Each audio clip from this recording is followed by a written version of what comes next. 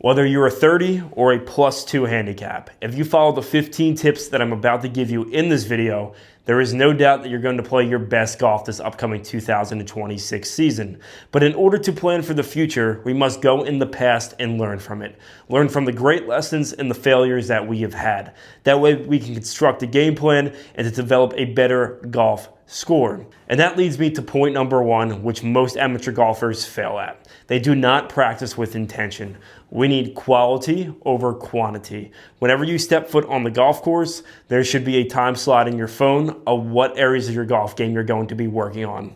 So if you do 2 hours of practice, maybe 1 hour is dedicated to the range, 30 minutes chipping, 30 minutes putting. If you find yourself mindlessly practicing, there is no way you are going to get better. We need intention, we need focus. That includes not hitting 1,000 range balls, but taking a little bit of structured time in between each golf ball to go through your pre-shot routine, video yourself, and to actually comprehend and understand the changes that you are making long term.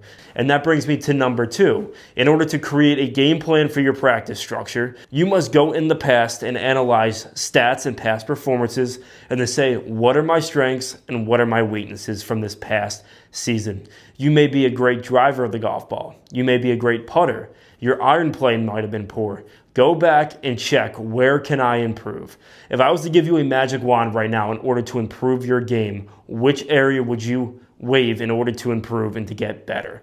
That is the area that you need to double down, which leads me to point number three. In order to get better, you must double down on the practice of improving your weaknesses while continuously getting better at your strengths.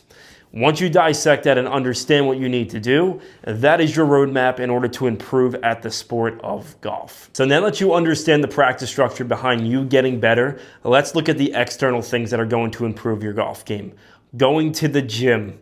This is overlooked. Obviously, a lot of golfers have 9 to 5 jobs, but if we can throw in a couple strength mobility sessions throughout the week, there is no way that this is not going to only improve your golf game, it'll improve your mental score, and it'll also help you lower your handicap by giving you some more stamina. There is never no excuse for you not to go to the gym or at least stretch and do some sort of strength training. That just allows for the golf swing to be easier and the changes to be made. If the body's not right, the golf swing will not be right neither. So next is the equipment that you are playing. Is it actually built for you, or are you buying clubs off the rack?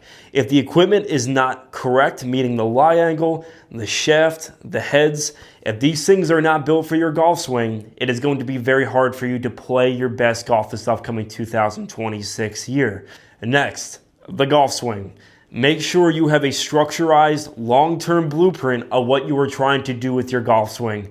Obviously, as a content creator myself, if you are a person who is on the phone scrolling, looking at 1,000 golf swing tips, looking at a bunch of YouTube videos, I can almost guarantee you that you're going to get worse at golf instead of having a structurized game plan with a professional like myself that is going to give you a roadmap of what you need to do with your golf swing. Which leads me to the next point. One of the worst things that you can do in golf is have a two-way miss. So when practicing this 2026 year, I challenge you to build a golf swing with one ball flight. It's either we're going to commit to a draw or we're going to commit to a fade. One of the biggest rumors is that you need to learn how to work the golf ball both ways. If you look at any PGA Tour player besides the unicorns such as Rory McIlroy and Bryson, they're going to have one shot shape and they're going to control their misses as a result of that. So if you master hitting a draw, obviously your miss is going to be a little bit left with your shotgun dispersion. You're going to be eliminating the right side part of the golf course. It is just way easier for you to develop a better game if you know exactly where your golf ball is going to curve towards. That brings me to my next point of developing a course management strategy. When you're on the golf course, you need to have a structurized approach of how you're dissecting a golf course with a game plan.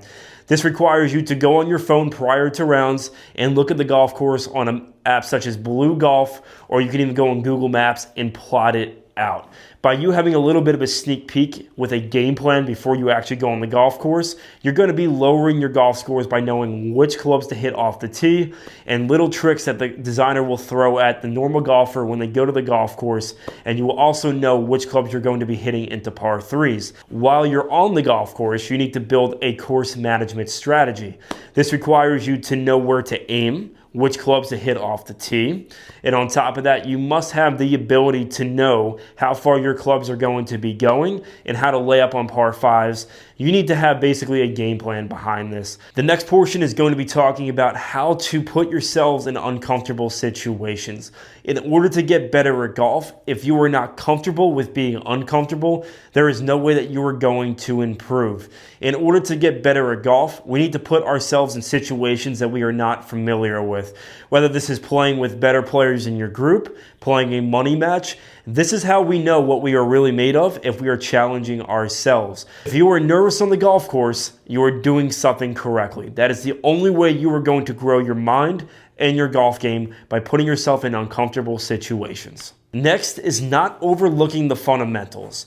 There'll be a point in 2026 midsummer where you did all your off-season work, and by the middle of the year you might go through a little bit of a stretch of a slump. Most commonly, this is created due to you overlooking your fundamentals like you do in the off-season.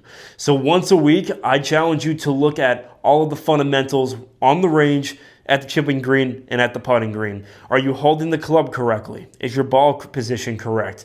Is your posture correct?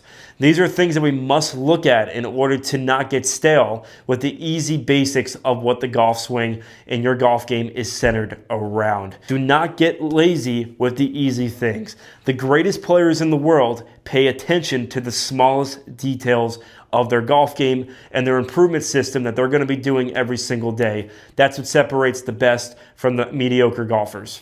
Next point is very important. Your nutrition. What are you eating the night before you play around the golf, which is going to give you the energy the next morning? How are you setting yourself up for success before the round? Are you eating a healthy breakfast? What is your lunch consisting of? Are you eating a few power bars throughout the round? Create a game plan for what you're going to do when eating to keep your blood sugar level and to not have it spike up and down. Is your hydration good? Are you putting a hydration supplement in your drink during the round? There are small things that we can do to optimize our decision making and how our body feels. If we do not put the right nutrients and treat our bodies like a Ferrari engine, there is no way that we are going to play our best. The next point is emphasizing short game. Now, obviously everybody is going to have their strengths and weaknesses, but in my opinion, you cannot get good enough at short game and practice it enough. The short game is also going to save you and make you shoot better scores when you don't have your ball striking there. And when you actually are hitting the golf ball good, if your short game is stellar, you're going to shoot some really low scores. So as my college coach used to say, there is no excuse for you never to have a great elite short game. The ability to shave strokes off from 50 to 100 yards. In order to get better at golf, we must understand that the wedges, the 58, the 54, the 50, are some of the most important clubs for you to score on the golf course. In order to do this, I suggest developing a wedge ladder. What I like to teach my students is a 50, 70, and 90-yard clock system that they can do when the bell rings in order to know where their golf ball is landing and how far it's carrying. And if you're not comfortable with hitting these yardages, when you're practicing, you can dedicate about 15 minutes to hitting 50-yard wedge shots, 70-yard wedge shots, 90-yard wedge shots, and to develop an intrinsic feel in order to hit these carry numbers, just like the tour players do. Next is developing a go-to shot off the tee. Now, your driver may be the best club in your bag, and you can skip this segment right now. Or the driver could be the worst club in your bag. What I challenge you to do is have a go-to shot. What Tiger used to do under the gun is he would tee his golf ball a little bit lower. He would hit a shot where he would choke up a little bit more, and he would be able to hit it about 270, 280 in the middle of the fairway, but he knew by teeing the golf ball down that that was his fairway finder shot. It could be also you going down to a 3-wood or 2-iron if you feel uncomfortable. If you're a higher handicap golfer and the fairway's a little bit tighter, feel free to hit a 2-iron or a 5-wood off the tee. Something that's going to put you in position and set yourself up for an easier second shot. The easiest way for you to shave strokes off your score is to get rid of lost balls off the tee. If you are currently a 90 shooter, you want to get down to the 80s, stop losing golf balls. If you're losing 3-4 golf balls around, this is the easiest way for your golf scores to get high instead of you lowering it, which we're trying to do this upcoming season. So the next part is keeping stats. Being intentional with how you are keeping stats. Fairways, greens and regulations with different clubs from yardages. This could be how many greens you hit from 125 yards and in, how many greens you hit from 125 to 175, and outside of 175. Being creative with your stats, that is going to lead you to be a little bit more detailed of where you should be investing your time with practice. If you are not keeping a journal of your stats and areas of where you need to improve, you are not going to get better.